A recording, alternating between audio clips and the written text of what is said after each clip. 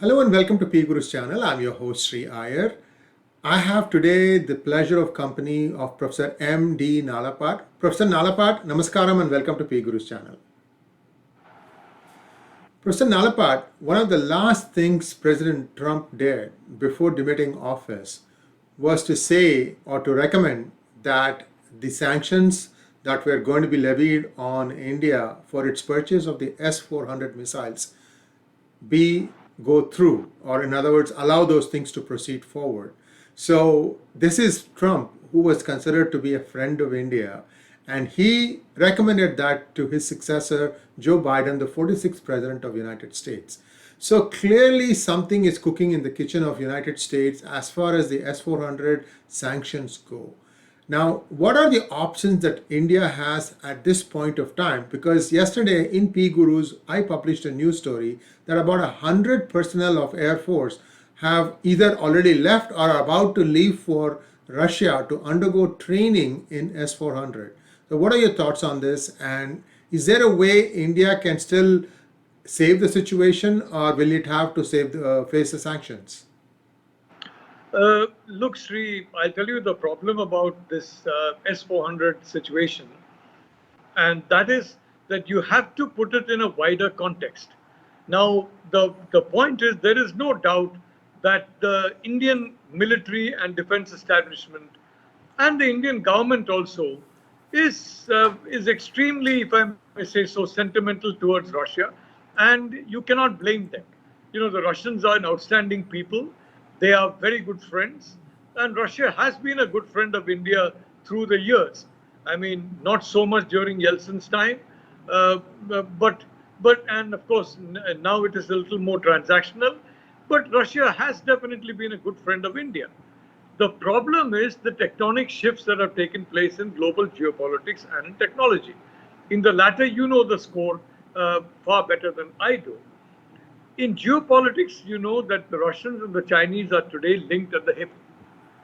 That was not the case in the 1980s and 1990s when a lot of Russian equipment came to India in even more overwhelming proportion than now.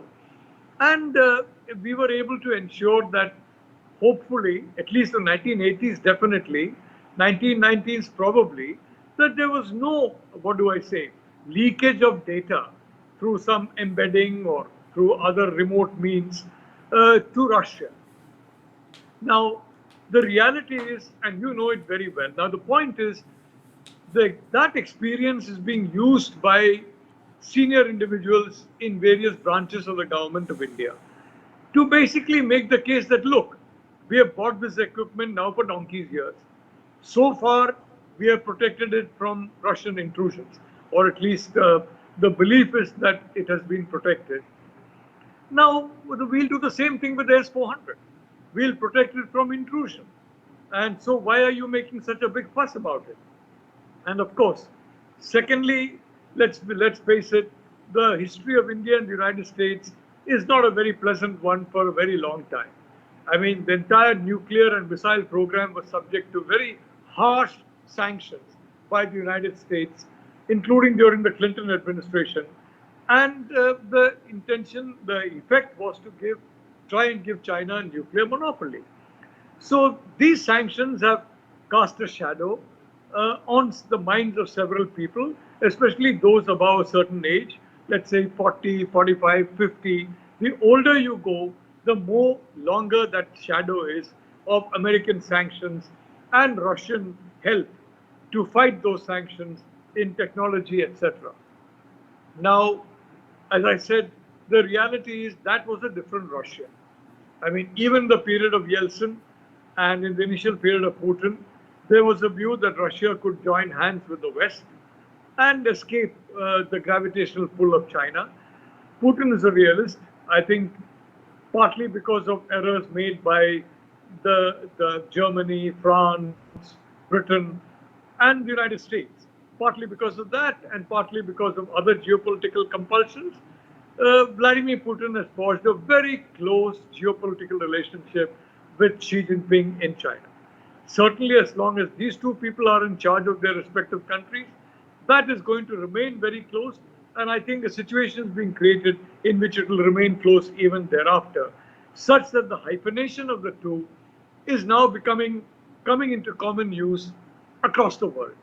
You know, now, when you juxtapose that hyphenation with the reality of hyphenation of the PLA with GHQ Rawalpindi, no friend of India, neither is the PLA, and you juxtapose that with the reality of the Chinese and Russian skills in artificial intelligence, in remote access to data, information, etc., possibly embedding through embedding and various other means. Like I said, you are the expert in that. This is a different period from the 1980s and the 1990s, and even the first few years, if I may say so, of the 21st century. Especially in the last 4 or 5 years, AI has galloped in China. And the Russians are working with the Chinese in AI. You know that. I think they are now in a situation where they need to catch up with the US in a few years' time. And they believe they're on track on that. And this is going to basically make it, in my view, far more easier, and the view of experts I've spoken to ensure that there is a leakage of sensitive data. This is the problem which is facing the American side. Now, the Americans who sanctioned India in a particular geopolitical situation. Today, they are moving to sanction China.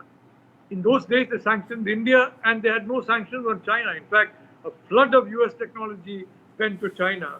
And you know that. And the effect of that is now that China is now a much more fearsome competitor to the US in this new situation than the Soviet Union ever was in the previous situation. So, given that, the fact that US sanctions now are targeting China and not India, the fact that Russia and China are today very close military allies, the fact that systems have developed to make it more difficult to conceal data from items that are produced on platforms in countries that are embedded together in a close relationship with a hostile country. Well, all this put together makes a mixture which, in my view, creates a risk that's not worth taking.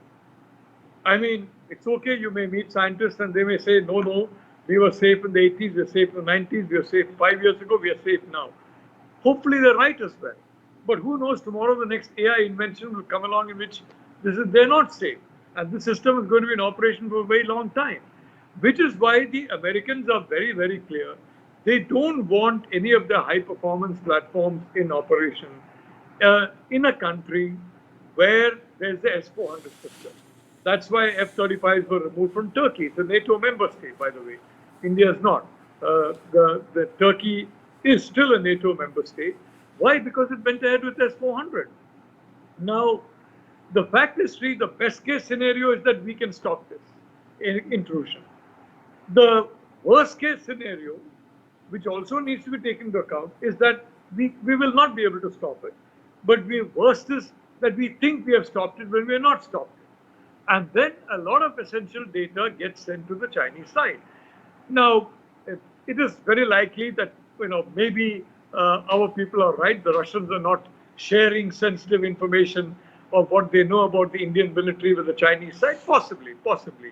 I mean, given the closeness to the alliance, I'm not entirely certain about that, but possibly, because after all, they've been in touch with the Russians all through, and they probably know. And I again repeat, Russia is a very wonderful country, a very wonderful people, but circumstances have put them in an orbit which is not in the same orbit that they were in the past, when we depended on them as a major source of weapons platform. Today's orbit is different, and it is linked to a country which is not at all friendly to us, and which is itself linked to a country even less friendly to us, Pakistan. You know that. So that is point number one. Point number two is the signaling. When you talk in terms of buying S-400, you're signaling that you're ready to be reliant on sensitive Russian platforms for a generation more. Now, who's going to really have a serious alliance with you? Who's interested in confronting uh, the, the efforts by the Sino-Russian alliance to get primacy in the Indo-Pacific? If you're now committed to the Russian platform, sensitive Russian platform, for another generation, the US may be polite about it, but certain lights will be going off in Washington, where certain green lights will be going off in Washington, where collaboration with India is concerned. And today I can tell you, Sri, we need a complete, comprehensive collaboration with the United States. The United States needs a complete, comprehensive collaboration with India. It is non-negotiable for China and Russia that India should not form such an alliance with the US. It is non-negotiable for India and the US that we must form that alliance. Now, this is the situation that's facing us. And the signaling that is given out by this S-400 purchase, oh, we faced sanctions in the past. We faced American sanctions. This is a different time. This is a different Cold War. It's a different capability on the other side. That's the point. And unfortunately, I mean, several elements of our bureaucracy, they still, in a sense, live in the past. They're not current with the present, which is why I'm saying that especially if you're 40, 45 plus and all that, you'll have more chance of basically saying, no, no, we have to go, there's 400. These damned Americans can't threaten us anymore. We're forgetting that the damned Americans are now basically looking at us to help them counter the Chinese. And the Chinese are certainly not helping us vis-a-vis Pakistan, vis-a-vis their own territorial claims, quite the reverse. That is the situation. Now, as far as I'm concerned, personally, I paid a pretty steep price for basically saying from the very beginning S-400 should not be purchased. Some pretty nasty trolling of me has taken place, including significant trolling that I am an agent of the United States. Now, I tracked some of that, and a lot of that is related, possibly not the Russians, they're very nice people, possibly lobbies associated with Russia in India or in other operating from other countries, sale of weapons or something like that. And all kinds of messages have been coming about me to various individuals known to me. I am this, I am that. I'm a person who steals intellectual data, intellectual property. I am a cheat. I am a rogue. All kinds of, I mean, they got the emails of good friends of mine, contacts of mine, institutions that I'm in contact with, and they're flooding them with emails. So far, not one of these emails has been responded to, nor has any of them sent the emails to me. Accidentally, I was given access to some of the emails sent to my university because one landed up in my department. And I was immediately given access. Nobody else has mentioned this to me. But the reality is, this kind of trolling is going on with all kinds of individuals who are based in Europe and and South America and various and other places.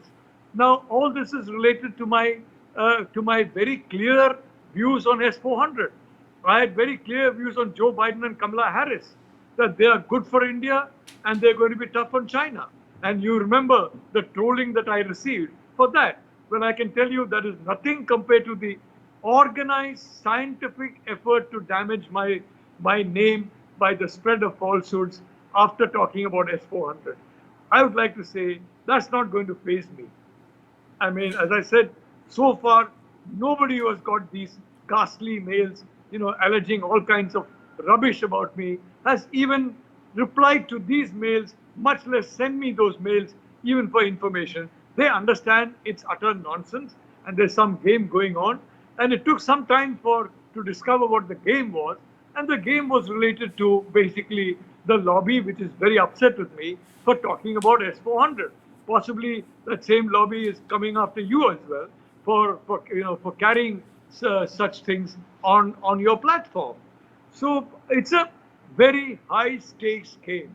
I would like to end by saying it's absolutely non-negotiable for Russia and China that India not form a comprehensive defense and security alliance with the United States. It's non-negotiable for the security of the United States and India that such a comprehensive partnership be formed. And this is the truth. This is the fact. Whatever the trolling, whatever the romance, whatever the views that are expressed, whatever the sentiments, and I share the sentiments about the Russian people, I share the confidence about our own capacities in cyber, but I'm always prone to ask, what if the worst case scenario suddenly happens? You remember, in the Second World War, some codes were broken.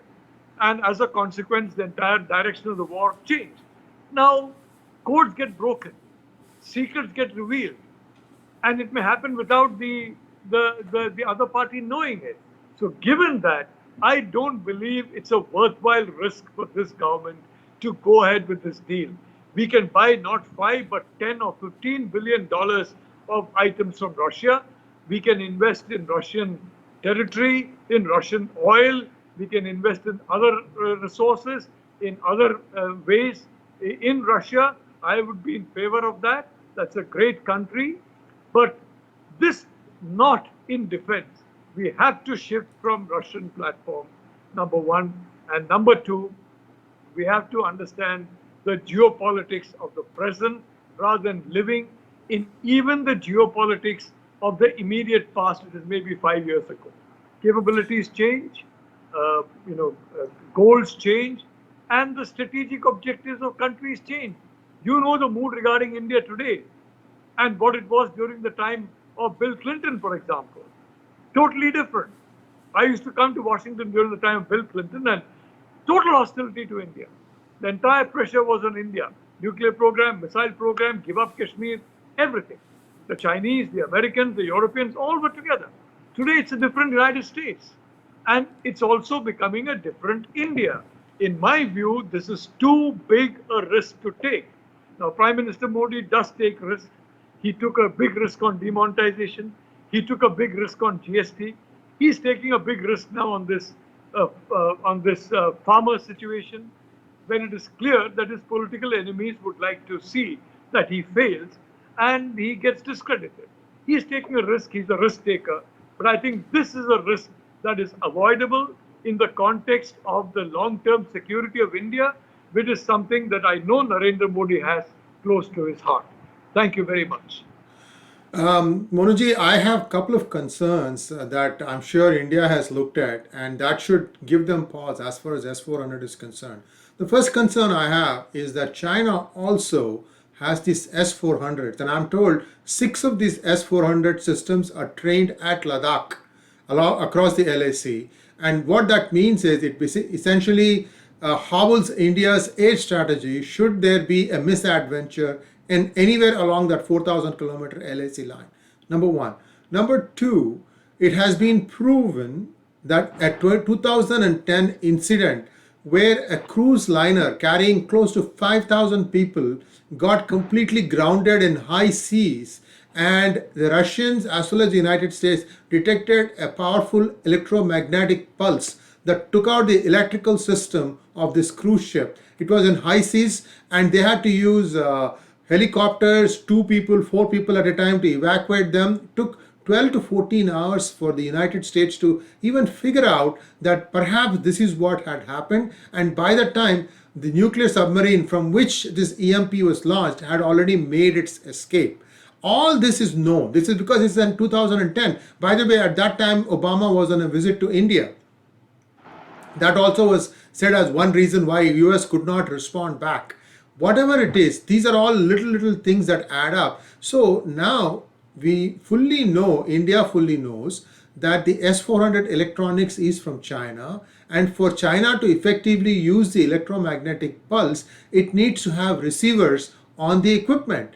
And there is no guarantee that they are not there. They have proven this again and again. Amazon, Apple, many people who bought servers from a computer company called Supercomputers in Supermicro in San Jose, these things got shipped with Wi-Fi chips that were transmitting data back from these high security servers back to China. This is a known fact, but these companies are stupid. They are public companies. They were afraid that their stocks would take a hit. So they are trying to say, no, no, no, no, no, no, nothing happened. In fact, everything happened. So what I'm trying to say is there is a long record of China having these eyes and ears, overtly, covertly, and a combination, that they are continuously spying on all these different things. So why on earth would India want to go back and buy S-400s when you know fully well that when you want to launch them is a time that an EMP can take them out? Sri, all I can say is that I share your views on this subject. I have great respect for Chinese capacities, and I have even more respect for Sino-Russian capacities. Russia is also a technological wizard, if I may say so. Russians are technological wizards. So the two capacities combined are more than the sum of their separate parts. So I share your views. But like I said, you have people who say, well, we till now we have managed, that we till now we trust the Russians, and they have always been good to us. They have always been fierce, of course they have been, but today they are embedded in a defense alliance with another country. And that and some of the fine print of that alliance may relate to India. In my view, at least one of the fine prints relates to India, which is Russia is given the job of ensuring that India and the United States never form a close security alliance. And one of the ways of doing that is the S-400. It's a great system. It's a very good system, but for these issues. And that's why I said, go in for your THAAD and ask the Americans to give it at no cost or very low cost, because after all, it'll be part of an integrated quad defense network. There may be some factors. The S-400 is better, but the signaling is good and necessary in today's age of Cold War 2.0. Number one, and number two, if we have that kind of signaling, even the Pakistan army, frankly, it's the links to the United States of individuals in the army are so dense. I would think that they would hesitate to join with China, at least in a conventional attack, if India is firmly linked with the United States and its allies. Look, I don't mind being called an agent of the US.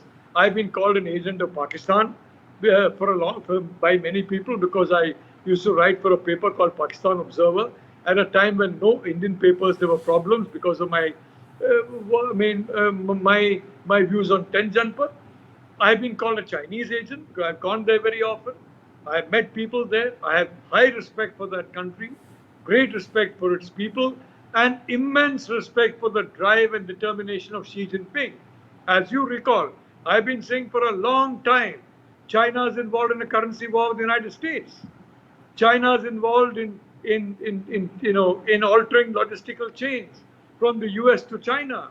China is involved in other ways which challenge the primacy of the United States. And everybody in China also publicly, you say, oh, no, this is not correct. We are not involved in that. But today they're saying it more or less openly over the last 2 or 3 years. So I'm not speaking as someone who's anti-China or anti-Russia or pro-US. I'm speaking as someone who is worried about the security of a country whose passport I've held throughout my life. That's not going to change, and that is the security of my country, India.